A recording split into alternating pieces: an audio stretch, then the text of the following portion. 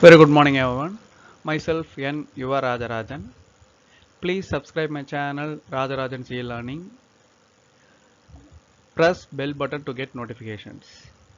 அனைவருக்கும் வணக்கம். என் பெயர் என் யுவ ராஜராஜன். ராஜராஜன் CA Learning என்னோட சேனலை சப்ஸ்கிரைப் பண்ணுங்க. நோட்டிஃபிகேஷன் கிடைக்க பெல் பட்டனை ப்ரெஸ் பண்ணுங்க.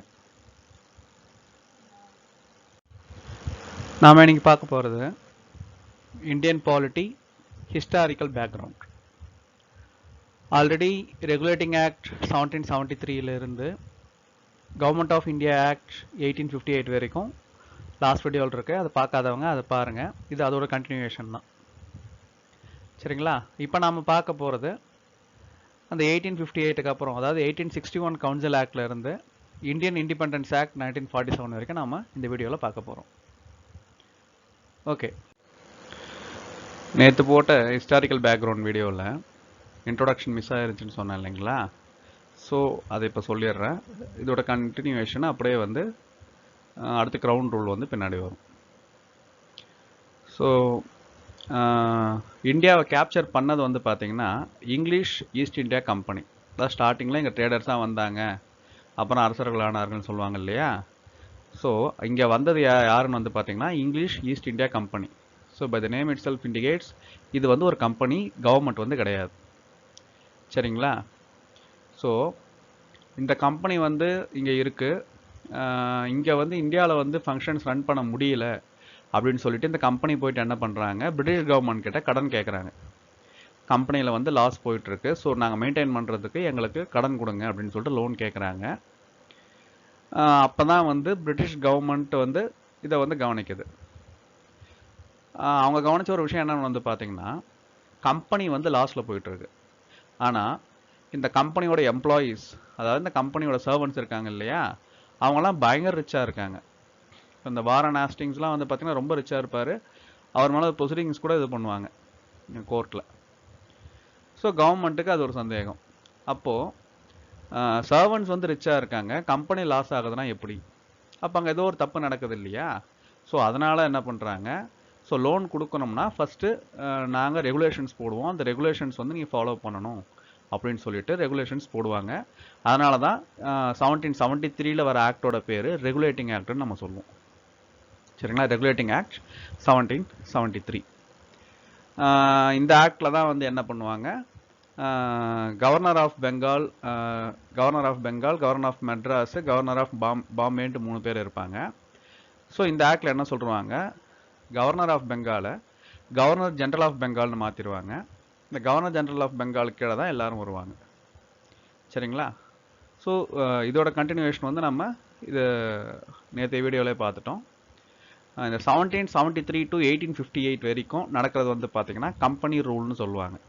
ஏன்னா India is ruled by English East India company. இந்த 1858, அதாவது 1857 ரிவோல்ட் வரும். அந்த ரிவோல்ட் வந்ததுக்கப்புறம் கவர்மெண்ட் ஒரு பிரிட்டிஷ் கவர்மெண்ட் ஒரு ஆக்ட் எனாக்ட் பண்ணுவாங்க, government of India act 1858. So அதில் பார்த்தோம் இல்லைங்களா? ஸோ கம்பெனி ரூல் வந்து அதோடு முடிஞ்சிருது. Now the country administration is directly taken over by the British government. So இதுக்கப்புறம் வர ரூல் வந்து எல்லாமே வந்து பார்த்திங்கன்னா பிரிட்டிஷ் கவர்மெண்ட்டோட டைரக்ட் ரூலு. ஸோ அதில் வர்றது தான் நம்ம ஃபர்தராக வரப்போகிற ஸ்லைட்ஸில் பார்க்க போகிறோம். இப்போ first Indian councils act 1861. So இந்த ஆக்டில் தான் வந்து பார்த்திங்கன்னா ஃபஸ்ட்டு இந்தியன் லெஜிஸ்லேச்சரோட ஃபவுண்டேஷன் வந்து ஆரம்பிக்குது. சரிங்களா? ஸோ இதில் வந்து என்ன பண்ணுறாங்கன்னா இந்தியன்ஸையும் வந்து லெஜிஸ்லேட்டிவ் ப்ராசஸில் இன்கார்பரேட் பண்ணுறாங்க. அதாவது policy of association of Indians in legislation. So இங்கே ஆரம்பிக்கிற இந்த லெஜிஸ்லேட்டிவ் கவுன்சில் தான் ஃப்யூச்சரில் என்ன ஆகுது, இப்போ இருக்கிற இந்தியன் பார்லிமெண்ட்டாக ஆகியிருக்கு. சரிங்களா? ஸோ 1833 ஆக்டில் பார்த்தோம் இல்லையா, பிரசிடென்சிஸ்க்கு வந்து லெஜிஸ்லேட்டிவ் மேக்கிங் பவர்ஸ் வந்து டிப்ரைவ் பண்ணுறாங்க, அதாவது எடுத்துடுறாங்கன்னு பார்த்தோம் இல்லைங்களா? திரும்ப அந்த பவர்ஸை வந்து ரிஸ்டோர் பண்ணுறாங்க. இப்போ பழசில், அதாவது ரெகுலேட்டிங் ஆக்ட் 1773 இருந்து கவர்மெண்ட் ஆஃப் இந்தியா ஆக்ட் 1858 வரைக்கும் வந்து பார்த்திங்கன்னா ஒவ்வொரு ஆக்ட்லேயும் வந்து என்ன பண்ணுவாங்க, சென்ட்ரலைசேஷன் பண்ணிகிட்டே வருவாங்க. அதாவது கம்ப்ளீட் அத்தாரிட்டி வந்து ஒருத்தரோட கண்ட்ரோல் வர மாதிரி பண்ணிகிட்டே இருப்பாங்க. இப்போ இங்கே என்ன ஆகுன்னா டீசென்ட்ரலைசேஷன் ஸ்டார்ட் ஆகுது. இப்போ அப்படியே இப்போ ரிவர்ஸ். இப்போது இதோட ஃபஸ்ட் ஸ்டெப் தான் என்னென்னு வந்து பார்த்தீங்கன்னா restoring of legislative powers to the presidencies. சரிங்களா? ஸோ இப்போ இதில் தான் வந்து 2 கவுன்சில் இருக்கு, central legislative council, provincial legislative council. சரிங்களா? ஸோ இந்த ஆக்டில் வந்து என்ன ஆகுது, கவர்னன்ட் சிவில் சர்வீசஸ் அப்படின்றது வந்து பார்த்தீங்கன்னா இந்தியன் சிவில் சர்வீஸ் அப்படின்னு சொல்லிட்டு மாறுது. போர்ட்ஃபோலியோ சிஸ்டம் ஆஃப் மேனேஜ்மெண்ட் வந்து ஸ்டார்ட் ஆகுது இந்த இடத்துல தான். போர்ட்ஃபோலியோனா என்னன்னு பார்த்தீங்கன்னா, கவர்னர் ஜெனரலோட கவுன்சிலில் இதுக்கு முன்னாடி போர்ட்ஃபோலியோ சிஸ்டம் ஃபாலோ பண்ணாங்க. அது என்னென்னு வந்து பார்த்தீங்கன்னா, அந்த கவுன்சில் மெம்பர்ஸுக்கு 1 or 2 டிபார்ட்மெண்ட்ஸ் அவங்க இன்சார்ஜில் கொடுத்துருவாங்க. ஸோ அந்த டிபார்ட்மெண்ட்ஸ் ஃபுல்லாக அவங்களே வந்து பார்த்துக்கணும். இப்போ நமக்கு இருக்கு இல்லையா, இப்போ ப்ரெசென்ட்டாக மினிஸ்டர்ஸ் இருக்காங்க, ஒரு மினிஸ்ட்ரிக்கு கீழே செவரல் டிபார்ட்மெண்ட்ஸ் இருக்கு இல்லையா, டிரான்ஸ்போர்ட்டேஷன் டிபார்ட்மெண்ட் இல்லை அக்ரிகல்ச்சர் டிபார்ட்மெண்ட் இருக்கு இல்லைங்களா, அதே மாதிரி தான். ஸோ அந்த கவுன்சில் மெம்பர்ஸுக்கு வந்து என்ன பண்ணுவாங்கன்னா 1 or 2 டிபார்ட்மெண்ட்ஸ் வந்து கொடுத்துருவாங்க. 2 இருக்கணும் இல்லை, 2க்கு மேலேயும் இருக்கலாம், டிபார்ட்மெண்ட்ஸ் கொடுத்துருவாங்க. அவங்க வந்து அது ஃபுல்லாத்தையும் பார்த்துக்கணும். ஸோ இந்த சிஸ்டம் பேர் தான் வந்து பார்த்தீங்கன்னா போர்ட்ஃபோலியோ சிஸ்டம். அதே மாதிரி வந்து பார்த்தீங்கன்னா வைஸ்ராய் வந்து can issue ordinance in case of emergency. இப்போ எப்படி ஒரு பிரசிடென்ட் வந்து ஒரு எமர்ஜென்சி பீரியட்ல வந்து ஆர்டினன்ஸ் இஷ்யூ பண்ண முடியுமோ, அதே மாதிரி வைஸ்ராய் வந்து என்ன பண்ணலாம்னா ஹீ கேன் இஷ்யூ ஆர்டினன்ஸ். ஆர்டினன்ஸ்னா அவசர சட்டம். He can issue ordinance in case of emergency. சரிங்களா? இப்போ இந்த இந்தியன்ஸ் வந்து இன்கார்பரேட் பண்ணுறாங்கன்னு சொன்ன லெஜிஸ்லேட்டிவ் ப்ராசஸில், அந்த மாதிரி இன்கார்பரேட் பண்ணுறவங்க யார் யாருன்னு வந்து பார்த்தீங்கன்னா ராஜா ஆஃப் பாட்டியாலா, சர் தினகர் ராவ், அப்புறம் இன்னொருத்தர். சரிங்களா? Next Indian councils act 1892. So இதில் தான் வந்து என்ன ஆகுதுன்னா representative system started in India. So இதில் வந்து பார்த்தீங்கன்னா இன்டைரக்ட் எலெக்ஷன் அப்படின்னு ஒரு ப்ரொவிஷன் வந்து யூஸ் பண்ணுறாங்க. அதாவது நான் அஃபிஷியல் மெம்பர்ஸு சென்ட்ரல் லெஜிஸ்லேட்டிவ் கவுன்சில்லையும் இருக்காங்க, ப்ரொவின்ஷியல் லெஜிஸ்லேட்டிவ் கவுன்சில்லையும் இருக்காங்க. அவங்கள வந்து என்ன பண்ணுறாங்கன்னா நாமினேட் பண்ணுறாங்க. எப்படின்னு வந்து பார்த்தீங்கன்னா சென்ட்ரல் லெஜிஸ்லேட்டிவ் கவுன்சிலில் வைஸ்ராயோட ரெக்கமெண்டேஷன்லையும், ப்ராவின்ஷியல் லெஜிஸ்லேட்டிவ் கவுன்சிலில் கவர்னரோட ரெக்கமெண்டேஷன்லையும் பார்த்தீங்கன்னா ஒரு சிலரை வந்து பார்த்தீங்கன்னா நான் அஃபிஷியல் மெம்பர்ஸை நாமினேட் பண்ணுறாங்க. ஸோ இதை வந்து நம்ம என்னன்னு சொல்லலாம்னா எ மோட் ஆஃப் இன்டைரக்ட் எலெக்ஷன். சரிங்களா? அது வந்து இங்கே தான் வந்து ஸ்டார்ட் ஆகுது. அதே மாதிரி இந்த கவுன்சில்ஸ் இருக்கு இல்லையா, இந்த councils has the power to discuss budget and addressing question to the executive. Budget வந்து பாஸ் பண்ணுறாங்க இல்லைங்களா, அந்த பட்ஜெட் சம்மந்தமாக சென்ட்ரல் லெஜிஸ்லேட்டிவ் கவுன்சிலாக இருக்கட்டும் இல்லை ப்ராவின்ஷியல் லெஜிஸ்லேட்டிவ் கவுன்சிலாக இருக்கட்டும், they can ask question to the executive. Concern executive கிட்ட இந்த செலவு யார் நடக்குது அப்படின்னு சொல்லிட்டு கேட்கலாம். சரிங்களா?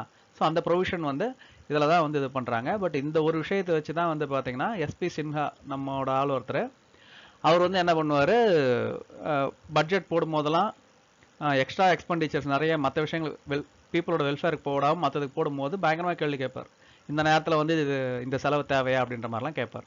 சரிங்களா?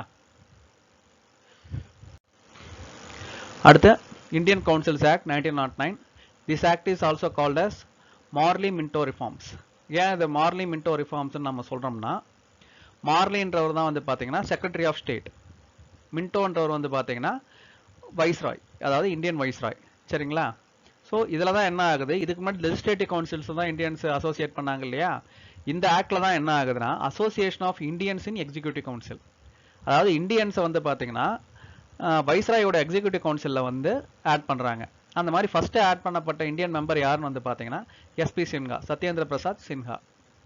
இது எதுக்காக பண்ணுறாங்கன்னா, சூரட் ஸ்பிளிட் நடக்குது இல்லையா, சூரட் ஸ்பிளிட் நடந்ததுக்கப்புறம் காங்கிரஸில் எக்ஸ்ட்ரீமிஸ்ட் மாட்ரேட்ஸ் பிரிகிறாங்க இல்லையா, இதில் மாட்ரேட்ஸுக்கு வந்து பிரிட்டிஷ் கவர்மெண்ட் சப்போர்ட் பண்ணதுனால அவங்களுக்கு ஒரு பெனிஃபிட் கொடுக்கணுன்றதுக்காக என்ன பண்ணுறாங்க, associating Indians in executive council of viceroy. So இந்த இடத்துல தான் இந்த ஆக்டில் தான் ஃபஸ்ட்டு என்ன ஆகுதுன்னா செப்பரேட் எலக்டோரேட்ஸ் ஆஃப் முஸ்லீம்ஸ். இந்த பிரிட்டிஷோட டிவைட் அண்ட் ரூல்னு சொல்லுவாங்க இல்லையா, அந்த மாதிரி ஹிந்துஸையும் முஸ்லீம்ஸையும் பிரிக்க ஆரம்பிச்சது இந்த ஆக்டில் இருந்து தான். ஸோ செப்பரேட் எலக்டோரேட்னா என்னன்னா, ஒரு பர்டிகுலர் எலக்டோரேட் ஒரு இடத்துல ஒரு எலெக்ஷன் நடக்குதுன்னு வைங்க, அந்த எலெக்ஷனில் வந்து பார்த்தீங்கன்னா அது முஸ்லீம் எலக்டோரேட்னா முஸ்லீம்ஸ் மட்டும் தான் நிற்க முடியும், முஸ்லீம்ஸ் மட்டும் தான் ஓட் பண்ண முடியும். சரிங்களா? ஸோ அந்த மாதிரி ஒரு செப்பரேட் எலக்டோரேட் ஆரம்பித்தது வந்து பார்த்தீங்கன்னா இந்த ஆக்டில் தான். ஸோ அதனால தான் வந்து மார்லியை வந்து என்னன்னு சொல்லுவாங்கன்னா ஃபாதர் ஆஃப் கம்யூனல் எலக்டோரேட் அப்படின்னு சொல்லிட்டு சொல்லுவாங்க. சரிங்களா?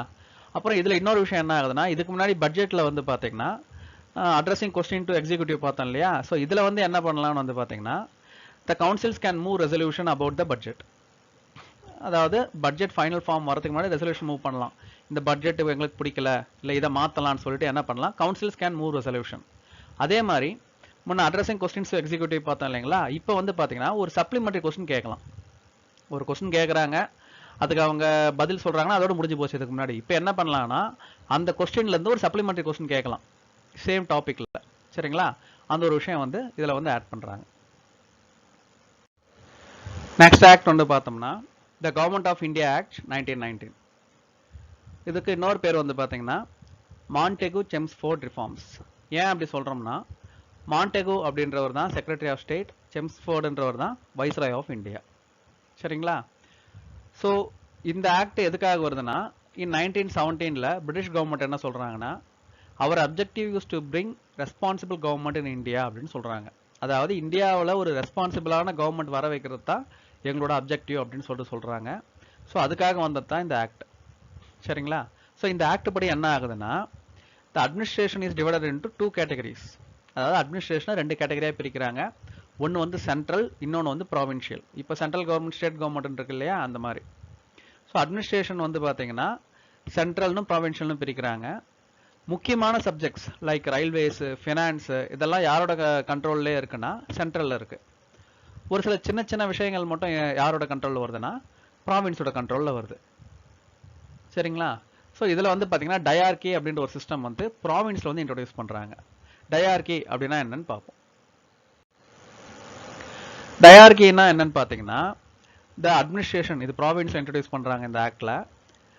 அட்மினிஸ்ட்ரேஷன் வந்து என்ன ஆகுதுன்னா 2 கேட்டகரிஸாக பிரியுது. ஒன்று வந்து பார்த்தீங்கன்னா டிரான்ஸ்ஃபர்டு சப்ஜெக்ட், இன்னொன்று வந்து பார்த்தீங்கன்னா ரிசர்வ்டு சப்ஜெக்ட்ஸ்.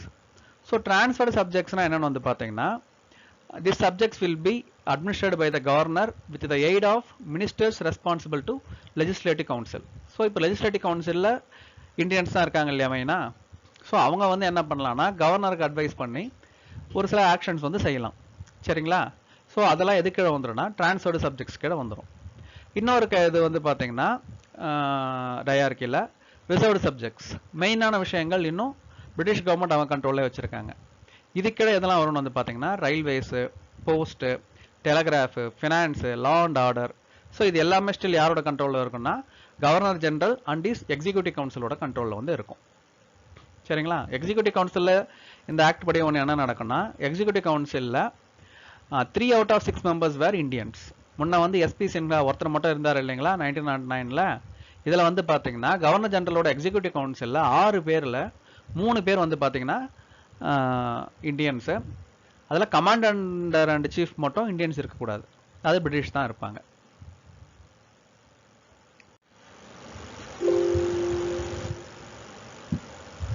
அப்புறம் இந்தியன் லெஜிஸ்லேச்சர், அதாவது சென்ட்ரல் லெஜிஸ்லேட்டிவ் கவுன்சில் இருக்கு இல்லையா, அது வந்து என்ன ஆகுதுன்னா பைகேமரலாக மாறுது. பைகேமரல்னா என்னன்னு பார்த்தீங்கன்னா 2 ஹவுசஸ் இருக்கும் அந்த லெஜிஸ்லேஷனில், அதாவது அப்பர் ஹவுஸ், லோயர் ஹவுஸ். இப்போ லோக்சபா, ராஜ்யசபான்னு பார்க்குறோம் இல்லைங்களா, ஸோ அதுவும் என்ன தான் பைகேமரல். அந்த மாதிரி 2 ஹவுசஸ் இருக்கிறது தான் என்னன்னு சொல்லுவாங்கன்னா பைகேமரல்னு சொல்லுவாங்க. ஸோ இதில் தான் வந்து பார்த்தீங்கன்னா டைரக்ட் எலெக்ஷன் அப்படின்ற ஒரு விஷயம் வந்து இந்த ஆக்டுக்கில் தான் வருது இந்த டைமில் தான். அதே மாதிரி முன்ன கம்யூனல் ரெப்ரஸன்டேஷன் ஃபார் முஸ்லிம்ஸ் வந்துச்சு இல்லையா 1909 ஆக்டில். இதில் வந்து பார்த்தீங்கன்னா communal representation is extended to Sikhs, Christians and Europeans. முன்ன முஸ்லிம்ஸ்க்கு மட்டும் கொடுத்த ஸ்பெஷல் எலக்டோரேட் இப்போ யாருக்கும் கொடுக்குறாங்க, சீக்ஸு, கிறிஸ்டியன்ஸு, யூரோப்பியன்ஸுக்கும் வந்து கொடுக்குறாங்க. ஸோ இதுபடி வந்து பார்த்தீங்கன்னா சீக்கோட இடத்துல வந்து பார்த்தீங்கன்னா சீக் மட்டும் தான் நிற்க முடியும், சீக்ஸ் மட்டும் தான் ஓட் பண்ண முடியும். அதே மாதிரி கிறிஸ்டியன்ஸுக்குன்ட்டு சொல்லியிருக்க இடத்துல கிறிஸ்டியன்ஸ் மட்டும் தான் எலெக்ஷன் நிற்க முடியும். voting also done by the Christians.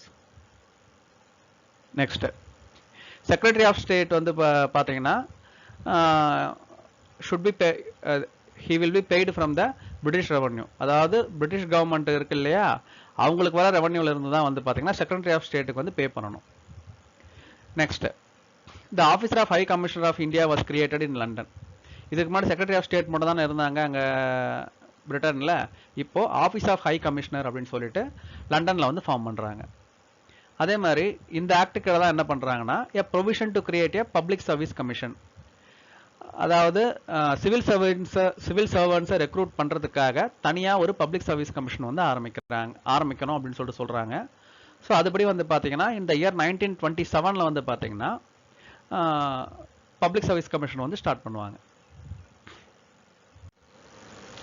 Next act வந்து பார்த்தீங்கன்னா the government of India act 1935. இந்த ஆக்ட் வந்து சைமன் கமிஷனோட ரெக்கமெண்டேஷனில் வந்து வரும். ஸோ ஃபஸ்ட்டு சைமன் கமிஷன்னா என்ன நம்ம பார்த்துருவோம். அதாவது இந்த 1919 ஆக்ட் இருக்கு இல்லையா, government of India act 1919, otherwise known as Montagu Chelmsford reform. இந்த ஆக்டில் வந்து என்ன சொல்லியிருப்பாங்கன்னா, a statutory commission will be appointed to inquire the efficiency of the act or performance of the act. அதாவது இந்த 1919ஓட ஆக்டோட பர்ஃபார்மன்ஸ் எப்படி இருக்குது அப்படின்றத செக் பண்ணுறதுக்காக ஸ்டாட்டுச்சரி கமிஷன் வந்து அனுப்பி பார்ப்போம் அப்படின்னு சொல்லிட்டு சொல்லியிருப்பாங்க. ஸ்டாட்டுச்சரி கமிஷன்னா the commission formed by the law of the government. ஒரு லா போட்டு ஒரு கமிஷனை ஃபார்ம் பண்ணால் அது வந்து ஸ்டாட்டுச்சரி கமிஷன் சொல்லுவாங்க. சரிங்களா? ஸோ இந்த கமிஷனை அனுப்பி எஃபிஷியன்சி பார்க்குறோன்னு சொல்லுவாங்க. ஸோ அந்த கமிஷனு எப்போ வரும்னு சொல்லுவாங்கன்னா ஆஃப்டர் 10 இயர்ஸ்னு சொல்லியிருப்பாங்க. பட் கமிஷன் எப்போ வந்துடும்னா 1927 முன்னாடியே வந்துடுவாங்க. சரிங்களா? The commission was headed by sir John Simon. அதனால தான் அந்த கமிஷனுக்கு பேர் சைமன் கமிஷன் அப்படின்னு சொல்லிட்டு சொல்லுவாங்க. ஸோ அந்த கமிஷன் வந்து அந்த ஆக்டை பற்றி அனலைஸ் பண்ணி பார்த்துட்டு ரெக்கமெண்டேஷன்ஸ் கொடுப்பாங்க. அந்த ரெக்கமெண்டேஷன்ஸ் என்னென்னு வந்து பார்த்தீங்கன்னா, ஃபஸ்ட்டு ஒன்று பார்த்தீங்கன்னா அபாலிஷன் ஆஃப் டயார்கி. அதாவது டயார்கி சிஸ்டமை வந்து அபாலிஷ் பண்ணணும். செகண்ட், கண்டினியூவேஷன் ஆஃப் செப்பரேட் எலக்டோரேட்ன்ற விஷயத்தை கண்டினியூ பண்ணணும். தேர்ட் வந்து பார்த்தீங்கன்னா a federation of British India and princely state should be formed அப்படின்னு சொல்லிட்டு சொல்லியிருப்பாங்க.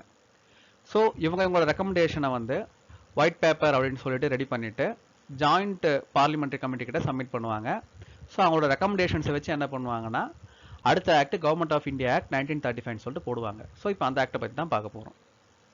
ஸோ அந்த கமிஷன்ஸோட ரெக்கமெண்டேஷன் மாதிரி it provided for setting up of federation of India consisting of British Indian provinces and Indian states, that is princely states. அதாவது federation of British India அப்படின்னு சொல்லிட்டு ஒன்று ஃபார்ம் பண்ணணும். அதில் என்னெல்லாம் இருக்கணும்னா பிரிட்டிஷ் கேப்சர் பண்ணியிருக்க ப்ராவின்சஸ், அது இல்லாமல் இந்தியன் பிரின்ஸ்லி ஸ்டேட்ஸ் இருக்கு இல்லையா அவங்க, இது ரெண்டுத்தையும் சேர்த்து ஒரு ஃபெடரேஷன் அப்படின்னு சொல்லிட்டு ஃபார்ம் பண்ணணும்னு சொல்லுது. சரிங்களா? அண்ட் ஆல்சோ பிரின்ஸ்லி ஸ்டேட்ஸ் வந்து கம்பல்சரி ஜாயின் பண்ணுறது கிடையாது. The joining of princely states is voluntary. அதாவது அவங்க விருப்பப்பட்டால் ஜாயின் பண்ணிக்கலாம். ஸோ இந்த ப்ரொவிஷன் இருந்ததுனால எந்த பிரின்ஸ்லி ஸ்டேட்ஸுமே ஜாயின் பண்ணிக்க விருப்பம் இல்லை. ஸோ எந்த பிரின்ஸ்லி ஸ்டேட்டும் ஜாயின் பண்ணாததுனால இந்த ப்ரொவிஷன் வந்து does not game in to existence. Dyarchy province வந்து டயார்கி பார்த்தேன் இல்லையா, ரிசர்வ்டு சப்ஜெக்ட்ஸ் ட்ரான்ஸ்ஃபர்டு சப்ஜெக்ட்னு சொல்லிட்டு பார்த்தேன் இல்லையா.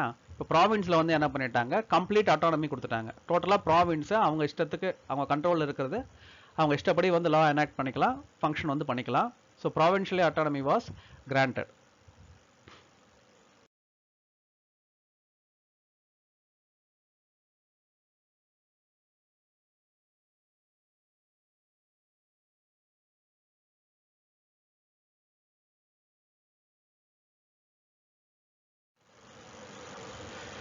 நெக்ஸ்ட் த பவர்ஸ் வந்து பார்த்தீங்கன்னா அட்மினிஸ்ட்ரேட்டிவ் பவர்ஸ் வந்து மூணாக பிரிக்கிறாங்க. First one is federal, second வந்து ப்ராவின்ஷியல், தேர்ட் வந்து கன்கரண்ட். அதுதான் இப்போ என்ன ஆயிருக்கு, union list, state list, concurrent லிஸ்ட்டுன்னு இப்போ மாறி இருக்காது. பட் அதோட ஆரம்பம் இதுதான். இந்த ஃபெட்ரல் லிஸ்ட் அப்படின்றதுல வந்து பார்த்தீங்கன்னா சென்ட்ரல் லெஜிஸ்லேஷன் கண்ட்ரோலில் இருக்கும், சென்ட்ரல் லெஜிஸ்லேட்டிவ் கவுன்சிலோட கண்ட்ரோலில் இருக்கும். ப்ராவின்ஷியல்ன்றது ப்ராவின்ஷியல் லெஜிஸ்லேட்டிவ் கவுன்சிலோட கண்ட்ரோலில் இருக்கும். கன்கரண்ட் வந்து பார்த்தீங்கன்னா இதில் ரெண்டு பேருமே வந்து லாஸ் வந்து எனாக்ட் பண்ணலாம். சரிங்களா? ஸோ இது மூணுத்துலையுமே இல்லாத residue powers will be held by the viceroy of India. So next வந்து பார்த்தீங்கன்னா இதில் இன்னொரு விஷயம் சொல்ல வேண்டியது என்னென்னா, ப்ராவின்ஷியல் அட்டானமி பார்த்தோம் இல்லைங்களா. இந்த ப்ராவின்ஷியல் அட்டானமி வந்துச்சு. பட் வந்த கொஞ்ச நாளில் என்ன ஆகிடுச்சு, செகண்ட் வேர்ல்டு வார் ஸ்டார்ட் ஆகிடுச்சு. ஸோ அதனால் என்ன பண்ணிட்டாங்க, ப்ராவின்ஸில் இருக்கிற அத்தனை லெஜிஸ்லேட்டிவ் மெம்பர்ஸும் வந்து பார்த்தீங்கன்னா காங்கிரஸ் மெம்பர்ஸ் வந்து ரிசைன் பண்ணிட்டாங்க. ஸோ அதனால் அந்த அட்டானமின்றது அது இல்லாத போச்சு. இந்த 3 லிஸ்ட் பார்த்தோம் இல்லையா, ஃபெட்ரல், ப்ராவின்ஷியல், கன்கரண்ட் சொன்னாங்களே ஒழிய but it never game in to existence. சரிங்களா? அதே மாதிரி ப்ராவின்ஸ்லேயும் வந்து பார்த்தீங்கன்னா டயார்கி வந்து இன்ட்ரடியூஸ் ஆகும். சாரி, பைகேமரலிசம், டயார்கி இல்லை, பைகேமரலிசம். போன ஆக்டில் வந்து பார்த்தீங்கன்னா பைகேமரலிசம் இன் சென்டர் பார்த்தோம் இல்லையா. ஸோ இந்த ஆக்ட் படி என்ன ஆகுதுன்னா ப்ராவின்ஸ்லேயும் வந்து பார்த்தீங்கன்னா பைகேமரலிசம் வந்து வருது. அதாவது Appar house and lower house. டோட்டலாக 11 ப்ராவின்ஸ் இருக்குது இந்த ஆக்ட் வந்த டைமில். இந்த 11 ப்ராவின்ஸில் வந்து பார்த்தீங்கன்னா 6 ப்ராவின்சஸில் வந்து பார்த்தீங்கன்னா பைகேமரலிசம் வந்துடுது. That is both upper house and lower house. And also this act provided for establishment of federal bank of India in 90. So federal bank of India 1935 வருது, which become reserve bank of India. Federal court which become supreme court of India in the year 1937. 1937ல வர federal court தான் இப்போ இருக்கிற supreme court.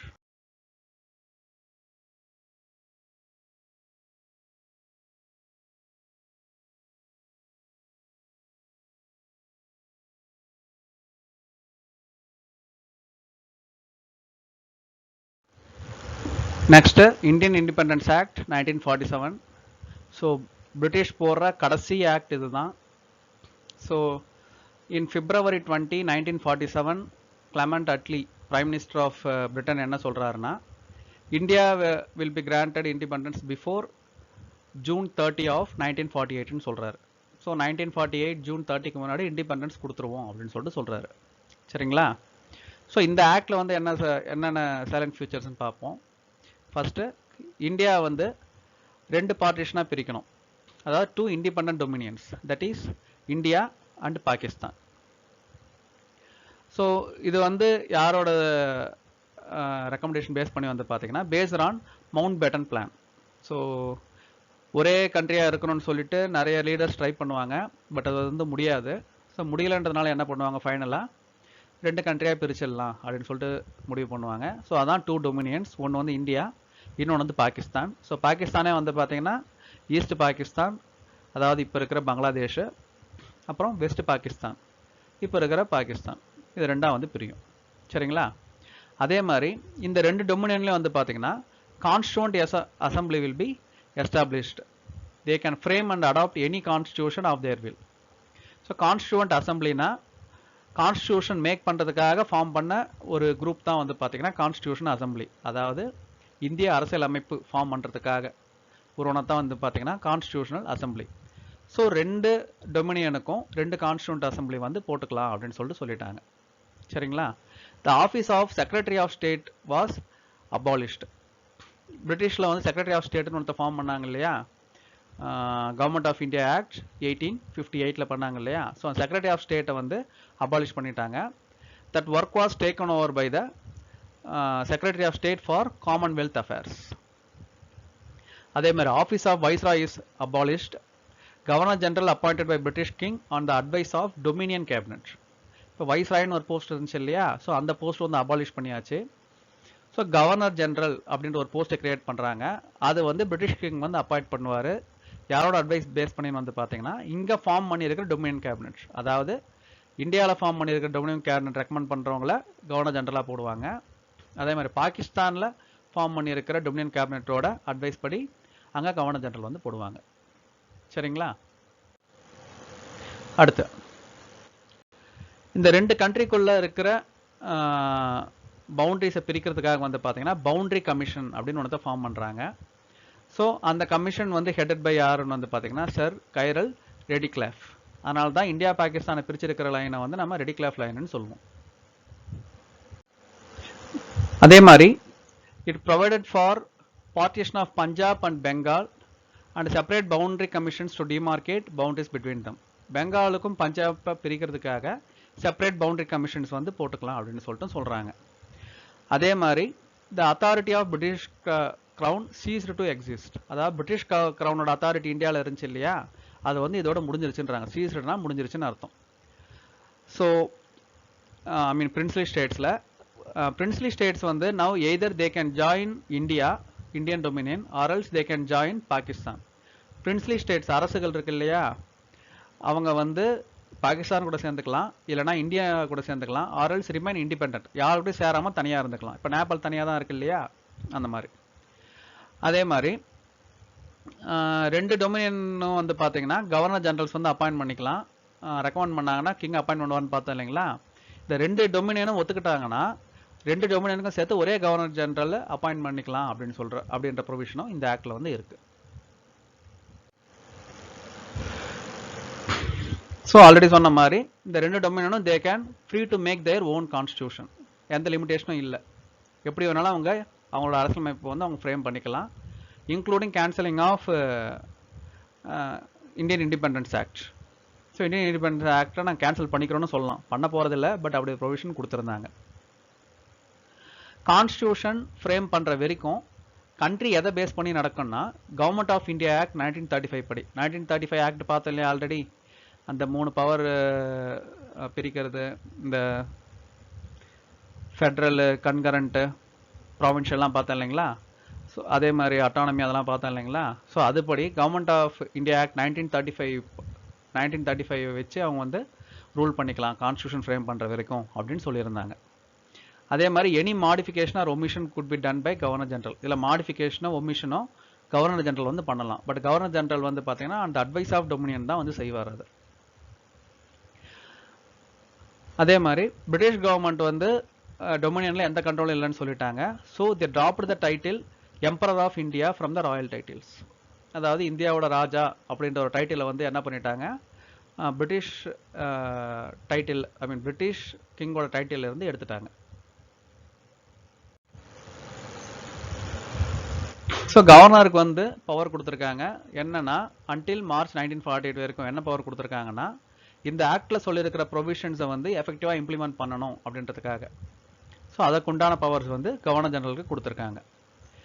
Civil servants appointed before August 15, 1947, அதாவது நம்ம சுதந்திரத்துக்கு முன்னாடி அப்பாயிண்ட் பண்ண எல்லா சிவில் சர்வன்ட்ஸும் வந்து பார்த்தீங்கன்னா they will continue to enjoy the same privileges. British பீரியடில் அவங்களுக்கு என்ன ப்ரிவிலேஜஸ் கொடுத்துருந்தாங்களோ அதே ப்ரிவிலேஜஸ் வந்து அவங்க வந்து அனுபவிச்சுக்கலாம். ஸோ இதோட வந்து பார்த்தீங்கன்னா ஹிஸ்டாரிக்கல் பேக்ரவுண்ட் வந்து முடியுது. So thank you everyone.